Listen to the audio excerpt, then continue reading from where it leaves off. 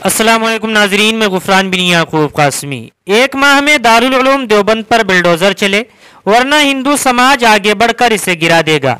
गुस्ताख रसूल यति नरसिम्हानंद सरस्वती ने बयान जारी किया है। हुजूर सल्लल्लाहु अलैहि वसल्लम और अम्मा आयशा रज़ियल्लाहु अन्हा की शान में गुस्ताखी करने वाला और मुसलमानों के खिलाफ इश्तियाल अंगेजी के लिए मारूफ डासना मंदिर का पुजारी यति नरसिम्हानंद सरस्वती ने एक वीडियो बयान जारी किया है, जिसमें इसने दारुल उलूम देवबंद के ग़ज़वे हिंद के ताल्लुक से कदीम फतवा को बुनियाद बनाकर दारुल उलूम देवबंद पर उत्तर प्रदेश के वज़ीर आला योगी आदित्यनाथ से बिल्डोजर कार्रवाई का मुतालबा किया है। नरसिम्हानंद सरस्वती ने हिंदू समाज से उसकी संजीदगी को समझने की अपील की है।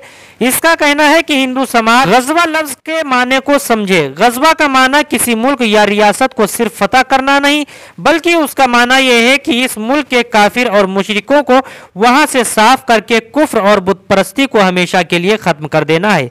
गज़वा हिंद का माना हिंदुस्तान को जीतना नहीं, बल्कि यहाँ के सभी काफिरों और मुशरिकों को खत्म करके यहाँ शरीयत को पूरी तरह नाफिज करना है।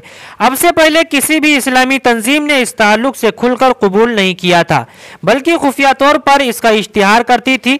कहीं भी गुफ्तगू होने पर मौलाना और मजहबी रहनुमा इसकी पुरजोर मुखालिफत करते थे।